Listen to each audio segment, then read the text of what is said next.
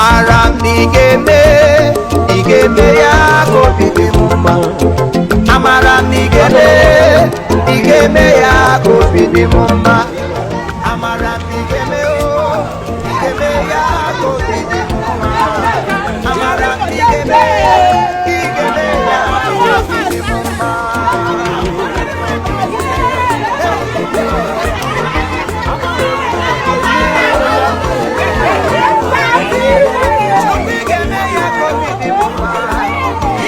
Imo is right here, you know that.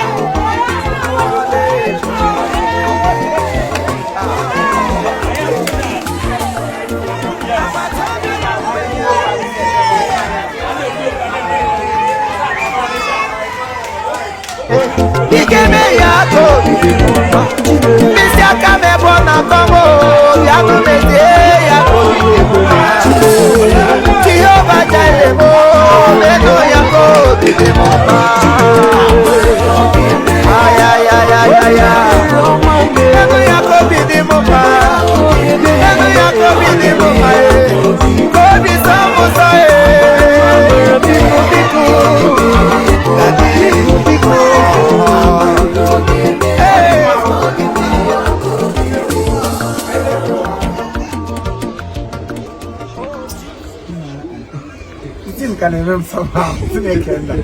Mother, we stand the far for.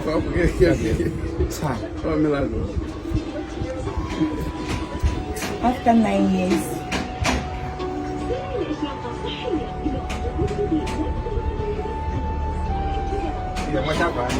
Yes, sir. Okay, that's enough. Yes, sir. Yes, sir. Oh, say my mama.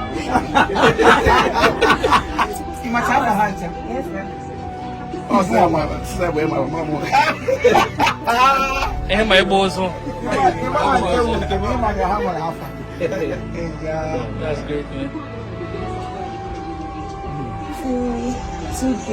Two girls also important. Before 3 boys. Voila. Second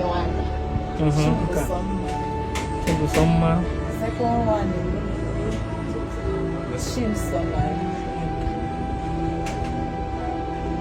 first son. Okay, second son. First son, she's there. Second son, she marries. Last baby, she wants Chichi be aboard because Anja Chichi. Shower.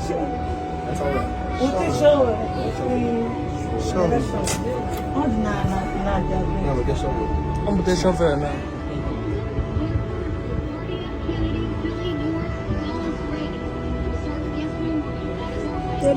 Nebeu.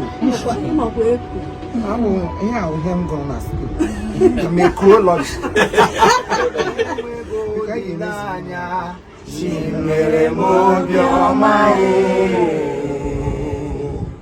Imana eze mere anyị obiọma o mgbe anyị enweghị olileanya chimere m obiọma Chukwu na-enye nwa chimere m obiọma anyị na-aga ofu inye anyị ise chimere m obiọma onye na-enye nwa anaghị ego chimere m obiọma onye na-eme anyị obiọma o chimere m obiọma na ihe ezo onye anyị ise chimere m obiọma onye na-enye nwa na anaghị ego chimere m obiọma ekele dịrị gị onye mere ha n'olu nne o chimere m obiọma anụrụ olu nne nụkwa olu nwa chimere m obiọma ihe anyị ga-eji wee zọọ ọnụ ha chimere m obiọma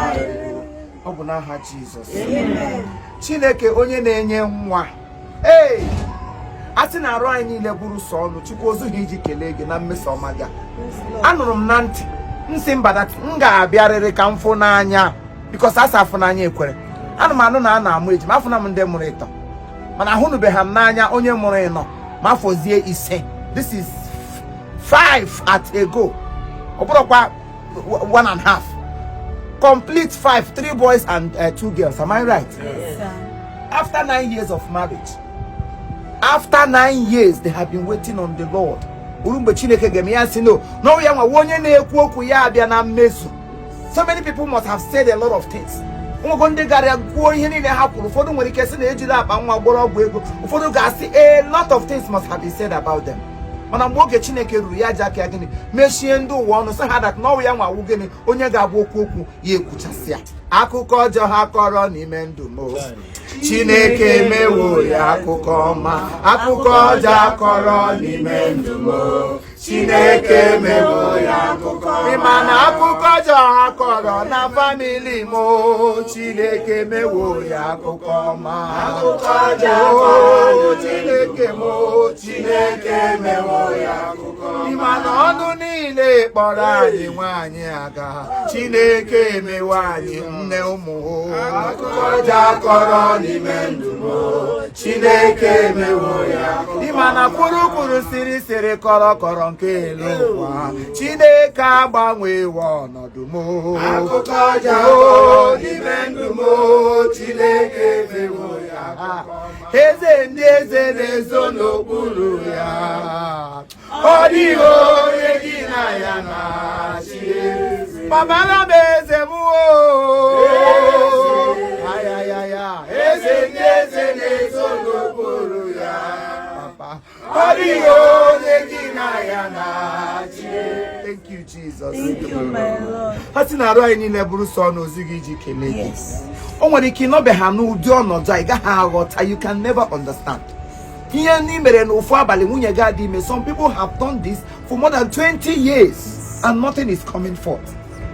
For 9 good years, this couple have been waiting for God to answer them. And mgbe Chukwu gara ime ya nye ya 5 po, enwere 2 po, nwee 3 po, nwee 4 po, ka ahụ gịnị 5 po. There is anya Chineke awa ama amasị. Ọbịa mgbe ike gwuru dibịa. Mgbe ụwa niile kwuchara ihe na ha nọ na ya sị ha ngwa shut up. I have the final say. Today God has visited this home. And my coming into this home today is another blessing. Blessing upon blessing. This is just the beginning of miracle. And although Chineke is not through these children. Can then have light? This is the time for you to tap. But then I tap blessing. Marriage or get tap. This is the time for you to tap. The blessing now. These children, please listen to me. Very important message.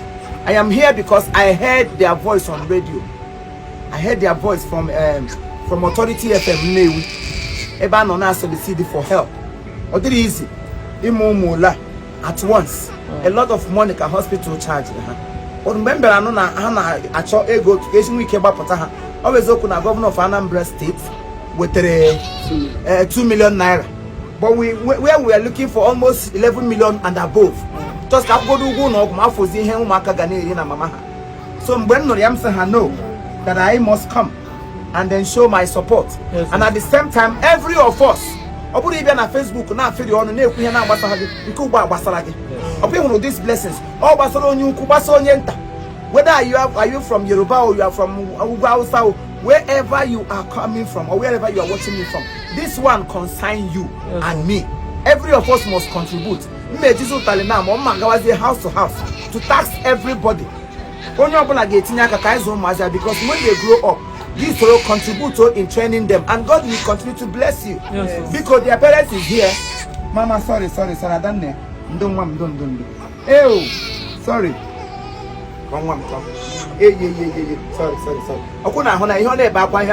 To tell you people that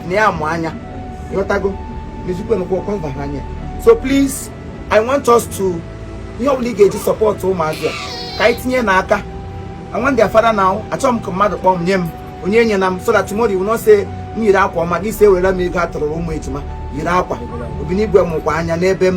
so Papa Hano here, chairman sir. I don't want you to say much. Just call your phone number and your bank account number. Whatsoever you drop, over 1,000, 2,000. There are people na Gabia Palo. Hang on, football to Maya 2 million. And you can support just small. I worry I got put up over hospital. Oh, mother shotty head, you have to go home. And once you are for the fact you keep coming for immunization. What they go immunization. You the English. Immunization. Small. So please come to my brother here. What the account? First of all, greet them. You go and I can have a Amachi. I'm going to phone number 080 37 949 116 080 37 949 116. Then borrow account number. Account number Sterling Bank 0081 960 566. Sterling Bank 0081 960 566. Thank you. I'm going to also write it on the caption. I will write it out on the caption. Write out the phone number. Before you do anything, don't say no to scammers because a lot of people need to do here. You first of all call them. If you want to do video call, confirm the video call. You have seen the face of the father. Confirm from video call. Whatever you can use to support them. When they get back, you will see the video outside. You know, it's not easy. I want to move forward. You must go. I'm for them. Madam, 5 at go. So suddenly go to Haganeri. It costs a lot of money. Please, I want all of us to support them. As you do so, God will continue to bless you and bless you and bless you in Jesus' name. Amen. I also thank this my brother here, Obi Tete from Authority FM Newi. Only a come on egg in a radio. No one a Kubasama and Bobaze in a phone. See, I need to see these people since last 2 weeks. You know, funny enough, this is my birthday week in Simba. Now I'm going to do this opportunity. I'm my motherless baby. Now I got so many places for my birthday week just to celebrate with others. But in Simba, I don't really, I'm not getting that envelope. So please, actually, this is my own support. I don't want to call names so that nobody will start, you know. Please, Chairman, sir. This is not the end. So I'm going to take it. When you're easy mostly for them. If you want to bring pampers, some people abroad, you want to buy some gifts, buy some pampers, clothes, send them, where be them, cargo them in my name. I will also come here and present it with this my brother here. I will make a video and show you because I need a name. I don't belong to email like this or reading him. No. So please, I want us to support. That is the reason I am here. If not, I would have sent it to them. But I said no, I will come and see myself. Tap through this blessing. And so many of us that are seeking for the fruit of the womb. I call on every other woman there. But I